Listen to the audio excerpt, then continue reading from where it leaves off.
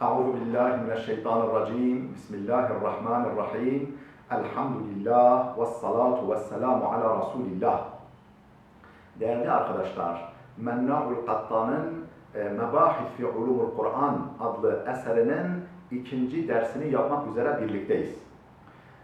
Bu dersimizde Et-Ta'rif bil-İlm ve Beyani Neş'etihi ve Tatavvurihi başlığından itibaren okumaya başlayacağız bu başlıktan. Ne demek? Et-ta'rifu bil-ilm ve beyani neş'eti ve tatavvurihi. Bu ilmin tanımı, doğuşu ve gelişiminin beyanı. Bu ilmin tanımı, neş'et ve tatavvurunun, yani doğuşu ve gelişiminin beyanı, izahı.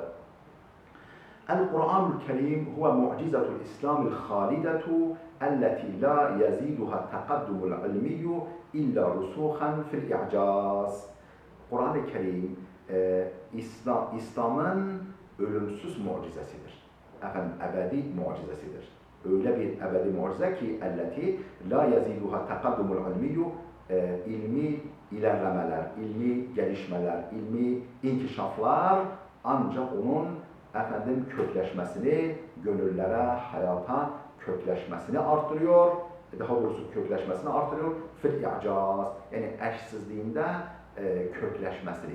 Yani onun eşsizliğinin daha da köklerini derinleştiriyor gönüllerde ve zihinlerde.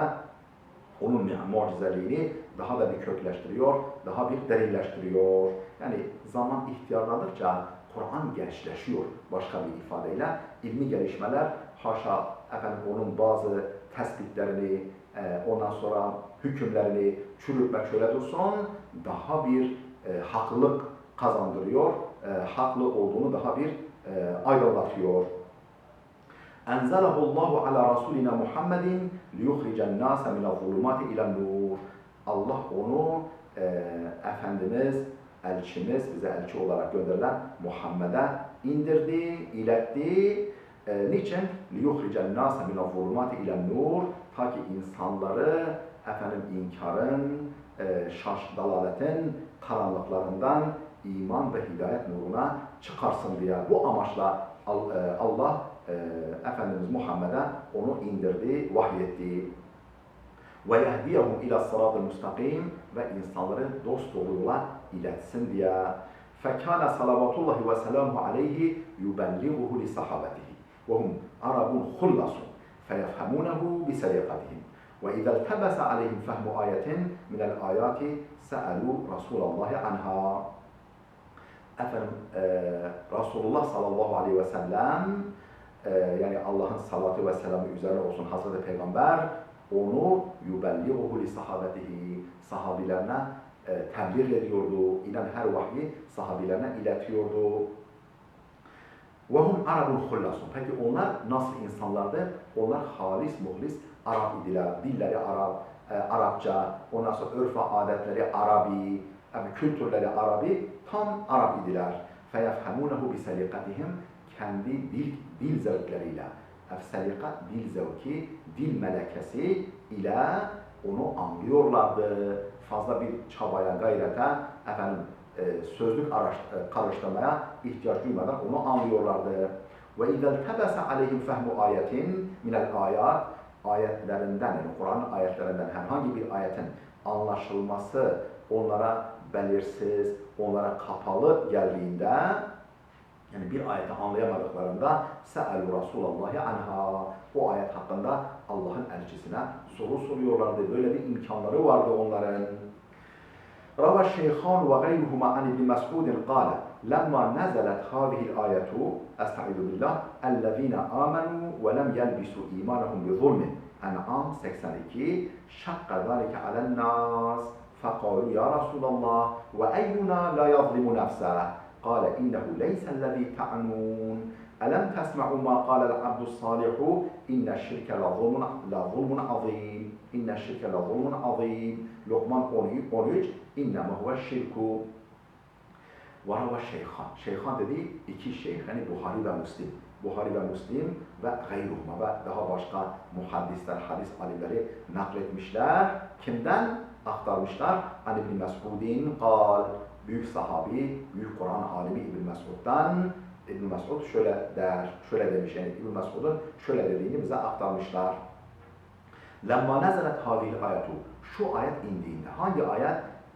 اَلَّذ۪ينَ آمَنُوا وَلَمْ يَلْبَسُوا اِيمَانَهُمْ بِظُلْمٍ. Efendim, o iman edenler ve imanlarına hiçbir zulmü karıştırmayanlar var ya, اُولَٰئِكَ لَهُمُ الْاَمْنُ وَهُمْ مُهْتَدُونَ. Ayetin devamı burada yok, yani burada yok ama devamı o şekilde geliyor. En'am 82. Onlar için korkusuzluk vardır. Onlar için emniyet vardır. Güvence vardır. Efendim, وَهُمْ مُهْتَدُونَ. Yani onlar hiçbir korku ne dünyada ne ahirete çekmezler ve onlar doğru yolu bulmuş kimselerdir. Ayeti indiğinde şakka zâlike alennas. Bu insanlara, yani sahabe-i kirama çok meşakkatli geldi. Çok ağır geldi. Efendim, ve فَقَالُوا ya Resulallah, ve dediler ki, ey Allah'ın elçisi, وَاَيُّنَا لَا يَظْلِمُ نَفْسَهُ. Hangimiz var ki nefsine zulmetmemiş olsun? Yani bizden nefsine zulmetmeyen kim var? Yani günah işlemeyen, hatasız, efendim sütten çıkmış ak kaşık. Hangimiz var ki? Yani iman edip imanlarına zulmü karıştırmayan, zulüm haksızlık, yersizlik, efendim hatta günah. Yani o zaman hiçbirimiz için bu mükafat söz konusu olmaz. Hiçbirimiz efendim ebedi emniyete eremeyiz. Hiçbirimiz doğru yolu bulamayız demektir bu. Çünkü şart olmayınca meşrut da olmaz. Sebep olmayınca sonuç da söz konusu olmaz. Kâle. Peygamber sallallahu aleyhi ve sellem şöyle dedi, şöyle buyurdu. İnnehu leysellezî ta'nûn. Buradaki zulüm kelimesi sizin kastettiğiniz zulüm değil. Sizin kafanızdaki zihninizde çağrışan zulüm değil. Yani haksızlık, günah anlamındaki zulüm değil. Elem tesme'u ma kâlel abdüssalih. O salih kul olan Lokman Aleyhisselam'ın dediği şu sözünü duymadınız mı hiç? Bu ayeti hiç okumadınız mı?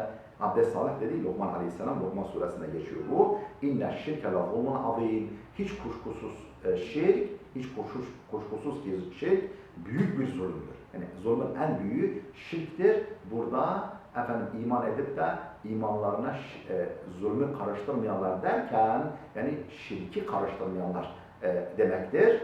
Dolayısıyla elhamdülillah siz müminsiniz. Şirk ile bulaştırmadığınıza göre imanınıza demek ki bu mükafat sizleri bekliyor. İnnemâ huve şirk. Oradaki zulüm işte şirktir. Ve kâne Resulullah sallallahu aleyhi ve selleme yufessiru lehum ba'del âyât. Efendim Resulullah sallallahu aleyhi ve sellem onlara bazı ayetleri tefsir ediyordu. Dikkat ederseniz önceki örnekte Peygamber efendim Kur'an'la tefsir ediyor. Yani Kur'an'ın mübhem bırakılan veya mucmel bırakılan bir yerini mübhem bırakılan bir yerini başka bir ayetle aydınlatıyordu, açıklıyordu. Hani bu aynı zamanda neye örnek? Sahabenin avantajlı konumuna örnek. Çünkü karşılarında peygamber var, onlar da halis muhlis Araplar, imanları dağ gibi Kur'an'ın özüne nüfuz edebiliyorlardı. Üstelik efendim büyük hocaları, peygamber zaten bir problem çözme merci olarak karşılarında duruyordu. Ve kana Resulullah sallallahu aleyhi ve sellem yufessiru lehum ba'del ayati. Peygamber onlar için bazı ayetleri tefsir ediyordu. Bununla ilgili rivayetlere yer verecek. Ahrece Muslimun ve gayruhu an Ukbete ibn Amir قال سمعت رسول الله sallallahu aleyhi ve selleme yaqul ve huve alel minber. Efendim Müslim'in kaydettiğine göre, İmam Müslim sahihinde kaydettiğine göre ve daha başka alimlerin kimden kaydettiklerine göre an Ukbete ibn Amir, büyük sahabe Ukbe ibn Amir'den قال. Ukbe ibn Amir der ki semi'tu Resulullah yaqul. Resulullah ve huve alel minber. Yani minberdeyken, yani minberde, kürsüdeyken sahabilere hitap ederken şöyle dediğini duydum. وَاَعِدُّوا لَهُمْ مَا اسْتَطَعْتُمْ مِنْ قُوَّةٍ. Enfal 60. Ela innel kuvvete erramyu. Ayet ne diyor? وَاَعِدُّوا hazırlayın lehum düşmana karşı. Yani hani var ya ne diyor Ziya Paşa'mız? Efendim cenge hazır ol, dilersen sulh salah. Eğer sulh ve salah istiyorsan her an cenge hazır olacaksın. Yani caydırıcı güce sahip olacaksın. Düşmana korku, dosta ümit verecek donanımınız olacak. Yani ayet bunu bize emrediyor ve her çağda böyle olmamızı istiyor. Ve a'iddu lehum, o düşmana karşı hazırlayın.